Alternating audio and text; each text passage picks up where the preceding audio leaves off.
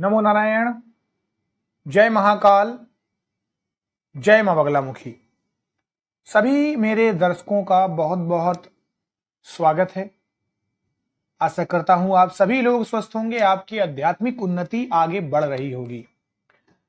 हाजिर हूं आपके सामने एक और अध्यात्म से जुड़े बहुत ही रोचक टॉपिक के साथ।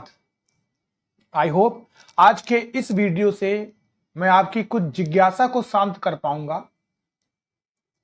आज की इस वीडियो से आप मुझसे कुछ सीखेंगे। बिना कोई समय गंवाए इस वीडियो को मैं स्टार्ट करता हूं। वीडियो का टॉपिक है कि घर के बंधन के बारे में। क्या घर के बंधन को काटा जा सकता है, बांधा जा सकता है? क्या देवी देवताओं को बंधन में बांधा जा सकता है?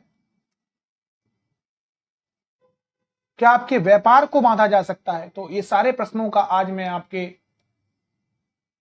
जो भी अंतर्मन में क्वेश्चन चलते हैं उनका मैं इस वीडियो के माध्यम से जवाब दूंगा। देखिए, एक बहुत ही इंपॉर्टेंट प्रश्न आता है कि क्या आपके देवी देवताओं को कोई बांध सकता है? जी हां, बिल्कुल बांध सकता है। कैसे, मैं बताता हूं। देखिए, एक होते हैं देवता जो आपके कोई भी हो सकते हैं। वो आपके कोई पूर्वज हो सकते हैं जिन्होंने अच्छे कर्म किए हैं, उनको बांधा जा सकता है आसानी से। उसके बाद कोई क्षेत्रपाल के देवता होते हैं जो उस क्षेत्र के मालिक होते हैं, उनको भी बांधा जा सकता है। अब ये कैसे बंध जाते हैं, इसके कई कारण होते हैं। पहला होता है कि उससे शक्तिशाली शक्ति, जैसे भगवान भैरव के द्वारा, भगवान मां महाकाली के द्वारा उनको बांधा जा सकता है। तंत्र में सब कुछ पॉसिबल है। दूसरी बात है कि एक बांधना यह भी होता है कि उस देवी देवता की शक्ति का जो कवच आपके घर में था, जो वो रक्षा कर रही थी, वो नष्ट हो चुका है। मतलब वो शक्ति आपके घर में जो पहरा दे रही थी, ऐसे तंत्र बाधाएं की गई हैं कि वो वहां से जाने पर विवश हो गई, यानी घर में गंदगी फैला दी गई, नकारात्मक ऊर्जाएं भर दी गई, तो वो शक्ति चली गई। और जब भी आपके कुल देवी देवताओं या देवताओं उस जगह से चले जाते हैं, बंधन में बंध जाते हैं, तो कुछ वर्षों तक तो आपको कुछ पता नहीं चलता है।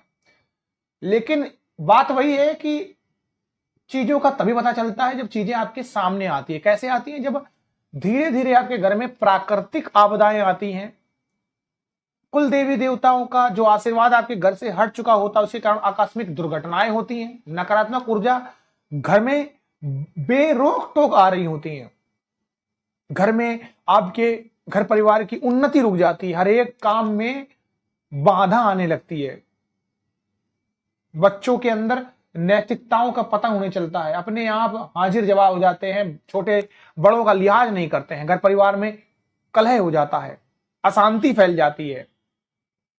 ग्रह नक्षत्र आपकी कुंडली में अच्छे हैं, फिर भी परिवार का कल्याण नहीं हो रहा है, कोई मांगलिक कार्यक्रम नहीं होता है, पैसे की बरकत नहीं होती है, कर्ज चढ़ जाता है, लक्ष्मी माता का आपको आशीर्वाद नहीं मिल पा रहा है, चाहे वो व्यापार में हो, घर में हो, शादी विवाह में अड़चन आ जाती है। तो इस प्रकार से होता है। दूसरी बात है कि यदि देवी देवता आपके बंधन में है तो वो कैसे मुक्त होंगे? बंधन कैसा है, किस शक्ति का है, कैसे प्रयोग हुआ है, उसको जानकर ही हमेशा बंधन खुलता है। कुछ बंधन ऐसे होते हैं कि कुछ समय बाद अपने आप ही खुल जाते हैं, कुछ मामूली पूजा पाठ से भी खुल जाते हैं। तो किसी के लिए विशेष विधि विधान भी करना पड़ता है। निर्भर करता है कि कैसे कर्म हुए हैं और क्यों हुए हैं। तो बंधन किया जा सकता है। बंधन का अर्थ होता है बांधना। जिस प्रकार रस्सी से बांध देने से व्यक्ति असहाय होकर कुछ भी नहीं कर पाता है, उसी प्रकार व्यक्ति घर परिवार व्यापार आदि को तंत्र मंत्र आदि द्वारा अदृश्य रूप से बांध देता है। और इस प्रकार से जब बांध दिया जाता है तो उसकी प्रगति रुक जाती है, घर परिवार की सुख शांति बाधित हो जाती है। एक उदाहरण के रूप में समझिएगा, किसी के घर परिवार में 8-10 माह का एक छोटा बच्चा है, हंसता है, खेलता है, किलकारियां मार रहा है, परिवार का मन मोह रहता है, आप भी खुशी रहते हैं, और अचानक से वो सुस्त या निढाल हो जाता है, उसकी हंसी बंद हो जाती है और बिना कारण के रोना शुरू कर देता है, दूध पीना छोड़ देता है, बच्चा रोता है और चिड़चिड़ाता ही रहता है। अब हमारे दिमाग में ये क्वेश्चन आएगा कि ऐसा क्यों? अब कई लोग सोचते हैं कि पहले के जितने मैंने आपको चीजें बताई वो राहु से रिलेटेड भी हो सकती है कुंडली में। जी हाँ, बिल्कुल हो सकती है। अगर आपकी कुंडली में राहु उग्र है तो भी आप प्रेत बाधा से ग्रसित हो जाते हैं। ये बात समझिएगा, कुंडली कहीं ना कहीं स्पिरिचुअल अध्यात्म से बहुत ज्यादा मिलती जुलती है। अगर आपकी कुंडली में सूर्य मंगल जैसे अग्नि तत्व वाले ग्रह स्ट्रांग होंगे तो कोई भी प्रेत बाधा आपको दूषित नहीं कर पाएगी। लेकिन कहीं ना कहीं अगर राहु की दृष्टि है, आप सूर्य के ऊपर राहु की दृष्टि है तो ग्रहण योग लग रहा है, चंद्र के ऊपर राहु केतु की दृष्टि है तो अमावस योग लग रहा है, तो भी ये ऐसी चीजें हो जाती हैं। लेकिन ये जो मैं चीज बता रहा हूं, दूध पीना छोड़ दे, ये कोई राहु की दोस्त थोड़ी ना है। दूसरा उदाहरण समझिए, किसी व्यवसाय की फैक्ट्री या व्यापार बहुत अच्छा चल रहा हो, खूब सारी मशीनरी काम कर रहे हो, लेबर लगे हो, मजदूर लगे हो, बढ़िया खूब चल रहा हो, बढ़िया से ऐसा लगा कि बस अब तो जिंदगी बहुत अच्छे से कट रही है, आगे नैया पार हो जाएगी। लेकिन अचानक से एकदम जो फैक्ट्री फायदे में थी कल तक वो घाटे में आ जाए, जो फैक्ट्री पहले उसे कमा कर देती थी अब वो उसे खाने लग जाए। यानी पैसा तो आए नहीं है लेकिन लेबर कॉस्ट आपको देनी है, मशीनरी का मेंटेनेंस देना है। तो ये बताइए क्या है? किसी भी परिवार का सबसे कोई जिम्मेदार और समझदार व्यक्ति हो और अचानक से वो एकदम उखड़ जाए, लड़ने लग जाए। बाहर वो सही रहता हो, घर में आते ही वो लड़ाई झगड़ा स्टार्ट कर दे, अनावश्यक कलह करे, समझदारी और जिम्मेदारी पता नहीं कहां चली जाए। अब बताइए ऐसा क्यों हो गया? ऐसा क्यों हो गया? कोई परिवार संपन्न है, सुख सुविधाओं से युक्त है, एकदम से कलह स्टार्ट हो जाए। पति पत्नी अच्छे से रह रहे हो, अथाह प्रेम हो, दूसरे के लिए पूर्णता समर्पित हो, एक दूसरे का सम्मान करते हो, अचानक उनमें कड़ुआहट आ जाए, तनाव उत्पन्न हो जाए और ऐसी स्थिति आ जाए कि तलाक तक हो जाए। तो भाई ऐसा क्यों हुआ? ये बहुत सारे उदाहरण हैं, और भी उदाहरण सुन लीजिए। हरा भरा फल फूलों से लदा आपका पेड़ है, पक्षी चहचहा रहे हो, हवा मिल रही हो, अचानक वह पेड़ बिना किसी कारण के सूख जाए, जड़ से उखड़ जाए। क्यों होता है ऐसा आखिर?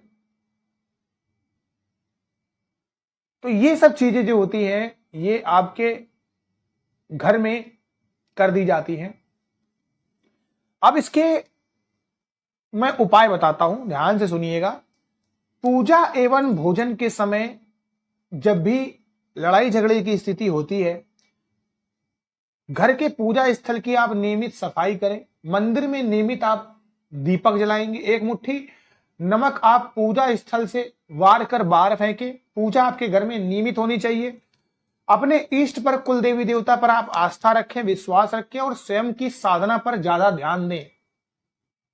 यहां पर ये नहीं है कि कोई भी मंत्र कहीं से भी उठा के चालू हो गए। साधना का मतलब आप ईश्वर के नाम जाप की भी साधना होती है। राम राम कह के भी आप बहुत कुछ पा सकते हैं। ये फर्क नहीं पड़ता कि आपने मन कौन सा लिया है, मंत्र से कोई फर्क नहीं पड़ता है।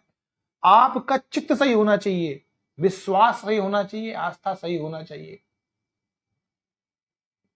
एक इंस्टाग्राम पे मैं रील सुन रहा था, उसमें ऐसा कहा गया कि आज के समय में मनुष्य इतना स्वार्थी है कि वो परमात्मा को भी बदल सकता। अगर भगवान के पास वो गया, अपने स्वार्थ के लिए जा रहा है और उसके बाद पूजा करता, अर्चना करता और फायदा नहीं हुआ तो तुरंत हनुमान जी से स्विच हो जाएगा, काली मां में आ जाएगा, काली मां से स्विच हो जाएगा, महादेव में आ जाएगा। तो स्वार्थ ही तो है ये। तो पहले आस्था रखिए। ये बात सच है, एकदम कड़वी है लेकिन ये सच ही बात है। अपनी गलतियों के लिए हमेशा आप अपने इष्ट से क्षमा मांगे। इष्ट को जल अर्पित करके घर में उसका नित्य छिड़काव करें। जिस पानी से घर में पोछा लगता है उसमें थोड़ा सा नमक डालना स्टार्ट कर दीजिए। कार्य क्षेत्र जहां पर भी आप हो, नित्य शाम को नमक छिड़ककर प्रातः झाड़ू से साफ करें। घर और कार्य क्षेत्र हो उसके मेन दरवाजे को हमेशा साफ सुथरा रखें। हमेशा गुग्गल धूप बत्ती जलाएं।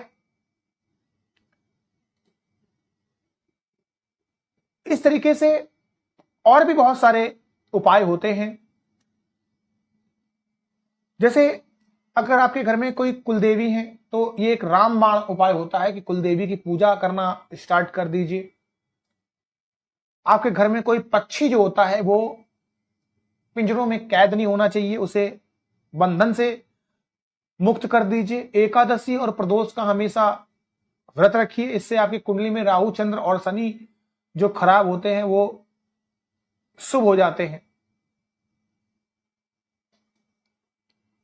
दूसरी बात होती है कि प्रतिदिन आप हनुमान चालीसा का पाठ करें। मंगलवार शनिवार को हनुमान जी के मंदिर में जाकर उनकी पूजा करें और उनको चोला और सिंदूर चढ़ाएं। चोला कैसे चढ़ाया जाता है मंदिर का पुजारी आपको बता देगा। दूसरी बात है, कभी भी अगर आप शमशान में जाते हैं तब आते वक्त कुछ सिक्के पीछे फेंकते जाए, लेकिन यहां पर ध्यान देना है कि फेंकते वक्त या फेंकने के बाद कभी भी मुड़कर पीछे नहीं देखना है। इससे आपको दैवी सहायता मिलेगी और आप बंधन से मुक्त हो जाएंगे।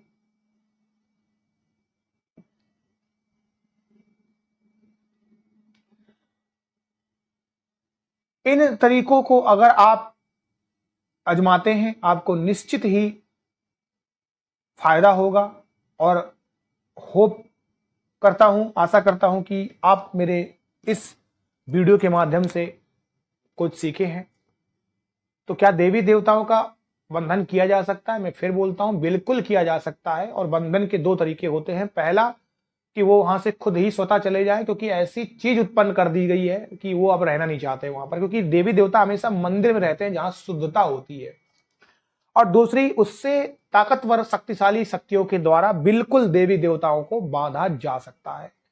जो लोग मेरे चैनल पर नए आए हैं उस वीडियो को लाइक और सब्सक्राइब करें, ज्यादा से ज्यादा शेयर करें, बेल आइकन नोटिफिकेशन को भी दबाएं ताकि नेक्स्ट वीडियो आपको मिलती रहे। अभी के लिए मुझे इजाजत दीजिएगा। नमो नारायण, जय महाकाल, जय मंगलमुखी।